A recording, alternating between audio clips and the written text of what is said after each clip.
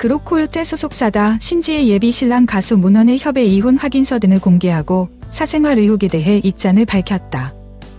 8일 코요테 소속사 제이지스타는 신지 결혼 관련 소속사 입장문에서 최근 문원 씨를 둘러싼 태도 논란 및 각종 의혹이 제기되고 있는 부분에 대해 가볍게 여기지 않고 있다라며 문원 씨는 판사와의 대화 자리에서 여러분들이 지적해주신 부적절한 언행에 대해 깊이 반성하고 있다는 뜻을 다시 한번 전해왔다라고 밝혔다.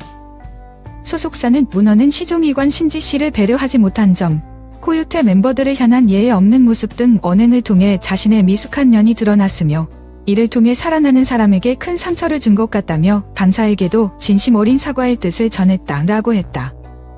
이어 문원 씨는 자신의 부족함을 인정하고 여러분이 지적하신 부분들을 고쳐나가기로 약속했다라며 신지 씨 또한 이번 일을 통해 더 큰 책임감을 느끼고 여러분의 말씀을 꼼꼼히 살피며 믿음과 사랑에 보답하겠다고 밝혔다. 충분한 시간을 주시고 따뜻한 시선으로 지켜봐 주시길 부탁드린다라고 당부했다. 신지 소속사 측은 문원이 과거 공인중개사 자격증 없이 중개사무소에서 부동산 영업을 진행했다는 의혹에 대해 문원 씨는 당시 등록관청의 중개고조원으로 정식 등록되어 있었으며 공인중개사협회 직무교육을 이수하고 수료증까지 받은 것으로 확인됐다라고 설명했다. 문원의 학창시절 및 군 복무 시절 그로킴 의혹에 대해 당사다 함께 중학교, 고등학교를 나온 동창생들 및 군복무를 함께했던 후임들의 번호를 수소문해 연락을 취해본 결과 하나같이 허위 사실이라고 증언했다며 의혹 또한 신빙성이 없다고 판단한다 라고 말했다. 이혼 및 양다리 의혹에 대해서는 전 부인과 원만한 협의 이혼을 했다고 전했다. 이어 이혼 사건 기록을 열람해보라 등 사유를 암시하는 댓글이 다수 있었지만 당사가 협의 이혼서를 확인, 그 과정에서 불미스러운 사유는 없었던 것으로 확인됐으며 양다리 논란 또한 사실이 아닌 것으로 확인됐다. 전 부인 또한 두 사람이 행복하길 바란다고 응원한다는 뜻을 전해왔다고 밝혔다. 소속사는 허위 사실을 유포하거나 명예를 훼손시키는 행위에 대해서는 법적 대응 등을 검토할 수 있다고 강조했다. 한편 코요테의 소속사 제이지스타 측은 지난 6월 23일 신지와 문원이 내년 상반기 결혼한다고 밝혔다. 지난 2일 신지와 문원이 코요테 멤버 백가와 김종민을 만나는 모습이 담긴 유튜브 영상이 공개된 후 문원의 사생활과 관련한 각종 의혹들이 나와 논란이 불거진 바 있다. 그의 운명을 이해하기 위해선 먼저 그의 본질의 가장 깊은 곳을 들여다봐야만 한다. 모든 비극은 바로 그곳, 그가 가진 특별한 재능에서부터 시작되었기 때문이다. 무속인의 눈앞에 놓인 한 남자의 사주. 그녀는 그 안에서 모든 것을 태워버릴 듯한 거대한 불꽃을 보았다. 그것은 바로 명예욕이었다. 이 사람은 유명해지고 싶고 명예를 얻고 싶어 하는 마음이 아주 강해요. 그녀는 나지막이 읊조렸다. 부와 명예, 둘 다 가지면 좋겠지만 이 남자는 유독 자신의 이름이 세상에 널리 알려지기를 갈망했다. 평범한 욕심을 넘어선 거의 집착에 가까운 갈망이었다. 그리고 그 욕망의 숨가운데에는 참부신이라는 이름의 양날의 검과 같은 존재가 자리하고 있었다. 참부신은 예로부터 예술가에게 특별한 재능을 내려주는 신으로 알려져 있다. 이 신의 선택을 받으면 악기를 다루거나 노래를 하거나 춤을 추는 등 예체능의 비범한 능력을 발휘하게 된다. 문원의 예술적 재능 역시 바로 이 참부신에서 비롯된 것이었다. 하지만 참부신은 축복인 동시에 저주이기도 했다. 이 신은 비범한 재능의 대가로 풍파가 가득한 광대의 삶을 살아야 하는 운명을 함께 내리기 때문이다. 수많은 대조 앞에서 자신을 내보이며 살아야 하지만 결코 내년의 평화를 얻지 못하는 고된 팔자. 그것이 참부신을 가진 자의 숙명이었다. 무속인은 남자의 사주를 내려다보며 깊은 한숨을 내쉬었다. 그녀의 눈빛에는 안타까움과 오려가 가득했다. 이토록 뛰어난 재능을 가졌음에도 불구하고 그의 운명에는 치명적인 무언가가 빠져 있었다. 그녀는 무겁게 입을 열었다. 타고난 재주는 분명히 있지만 정작 최고의 자리에 오르기 위해 가장 중요한 것. 그게 이 사람에겐 전혀 없어요. 그에게 절망적으로 부족했던 것, 그것은 바로 운이었다. 무속인은 그의 인생을 마치 계단을 오르는 것에 비유했다. 2단계, 3단계까지는 누구보다 수월하게 발판을 마련하고 잘 올라가지만 정작 성공이 정점이라 할 수 있는 4단계, 5단계로 나아가려 할 때마다 보이지 않는 거대한 벽에 가로막히는 형국이었다. 더 높이 치고 나갈 힘이 결정적인 순간에 약해지는 것이다.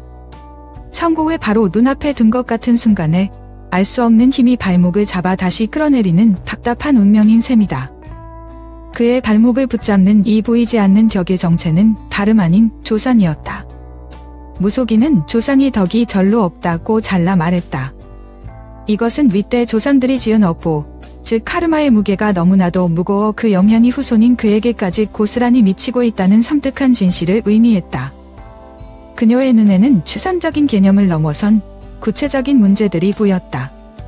조상이 묘지에 문제가 생기는 산소탈, 그리고 집안의 끊임없는 풍파와 오한을 몰고 오는 불사바람이라는 업보의 기운이었다. 산소탈은 조상이 묘자리가 편안치 않아 후손을 괴롭히는 것을 의미하며, 불사바람은 가정이 평화를 깨뜨리고 불화를 일으키는 무서운 기운을 말한다. 이 두 가지가 함께 느껴진다는 것은 그의 집안을 평안할 날이 없었을 것이라는 뜻이다. 이러한 보이지 않는 업보의 짐은 문헌을 충동적이고 즉흥적인 사람으로 만들었다. 그는 주도면이란 기획보다 순간의 감정에 이끌려 중요한 결정을 내리는 정향이 있었다. 여러분, 한번 생각해보라. 만약 당신의 결정이 온전히 당신의 것이 아니라면? 만약 보이지 않는 힘이 당신을 계속해서 잘못된 길로 이끌고 있다면 어떻겠는가? 바로 그것이 그가 처한 현실이었다. 사실상 그의 삶의 운전대는 그 자신이 아닌 조상 대대로 내려온 업이 쥐고 있었던 셈이다. 그리고 이 보이지 않는 힘은 그를 가만두지 않았다. 오히려 정해진 시간, 정해진 장소에 놓인 치명적인 덫으로 그를 세차게 밀어붙이고 있었다. 조상의 업이 그를 밀어넣고 있는 치명적인 덫, 그 덫이 입을 벌리는 시기는 바로 2022년부터 2025년까지였다. 그의 인생에서 가장 위험한 4년의 카운트다운이 이미 시작된 것이다. 운명의 시계는 째깍거리며 돌아가고 그를 향한 재앙의 시나리오는 이미 쓰여 있었다. 무속인의 경고는 단호하고 구체적이었다. 이 시기에는 절대로 그 어떤 종류의 문서도 늘려서는 안 된다는 것이었다. 여기서 문서란 단순히 서류 한 장을 의미하는 것이 아니었다. 집을 샀거나 사업을 확장하거나 어딘가에 새로 계약을 하는 모든 행위를 포함했다. 그리고 그중 가장 위험한 것은 바로 결혼이라는 이름의 계약이었다. 네, 잘못 들으신 게 아니다. 이 시기에는 기토의 결실이어야 할 결혼조차 돌이킬 수 없는 재앙의 씨앗이 될 수 있다는 뜻이다. 무속인은 그 어떤 것도 새로 벌리거나 확장해서는 안 된다고 거듭 강조했다.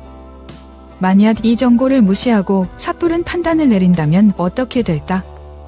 무속인은 이를 업보의 부메랑에 비유했다. 이 시기에 무언가를 확장하려는 모든 시도는 허공이 던진 부메랑이 되어 결국 훨씬 더 날카롭고 치명적인 살이 되어 자신의 심장에 다시 날아와 박히는 끔찍한 결과를 낳을 것이라고 경고했다. 성공을 향한 노력이 오히려 자신을 파괴하는 칼날이 되어버리는 이보다 더 끔찍한 아이러니가 있을까? 그의 모든 행동, 모든 결정은 마치 운명이라는 감시자에게 낱낱이 지켜봐지고 있었다. 섣부른 판단 하나가 모든 것을 무너뜨릴 수 있는 살얼음판 위를 걷는 것과 같은 시기였다.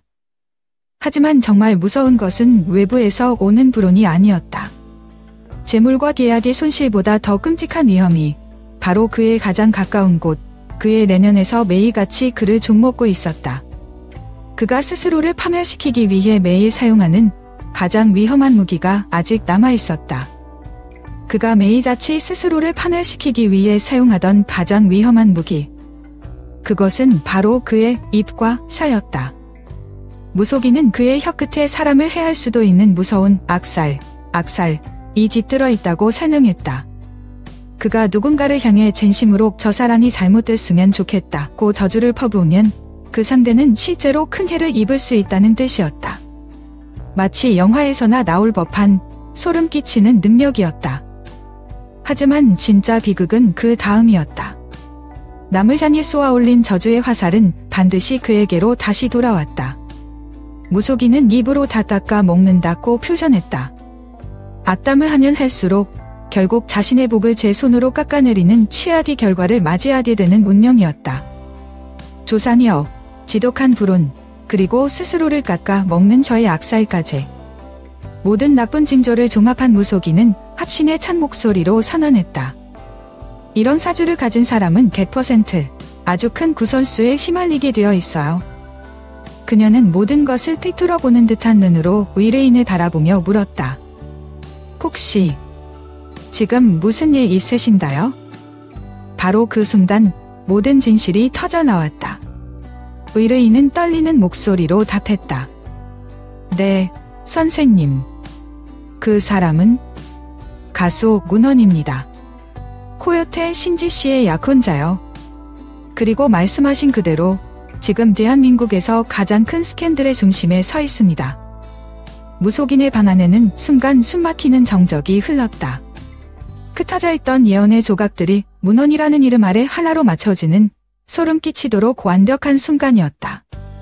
흩어진 예언의 조각들이 맞춰진 후 무속인의 입에서 나온 마지막 판결은 문헌과 신지의 혼역에 대한 사형 선고나 다름없었다.